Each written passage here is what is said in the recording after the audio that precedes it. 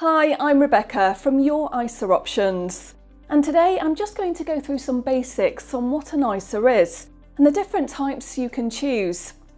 Now, an ISA stands for Individual Savings Account, so what that means is you yourself can open up an ISA. You can't have it as a joint account, for example. What that means is you have an individual savings account allowance.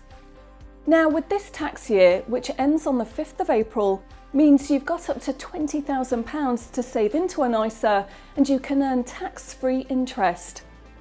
Now, there are three different types of ISA you can look for.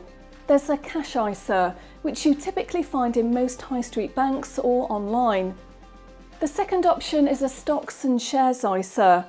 That's an investment which you make tax efficient using your ISA allowance. There's going to be risk when you put your money in a stocks and shares ISA. If you're not comfortable with any kind of risk on your money, then a stocks and shares ISA may not be suitable for you.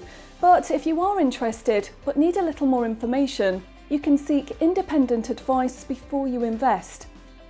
There's also a third type of ISA called an innovative finance ISA. That's kind of a halfway house between a cash ISA and stocks and shares ISA. Whereas there is going to be some risk because you put your money in an account which is then distributed to businesses and different types of people who are looking for money. Kind of like a loan, they pay that money back.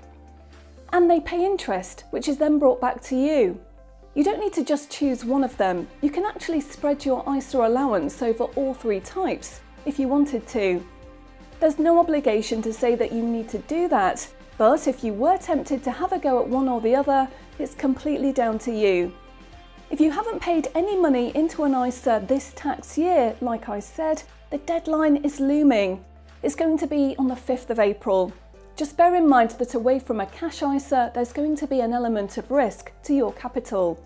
So just be a bit cautious. And if you're not quite sure if it's the right fit for you, do seek some independent advice.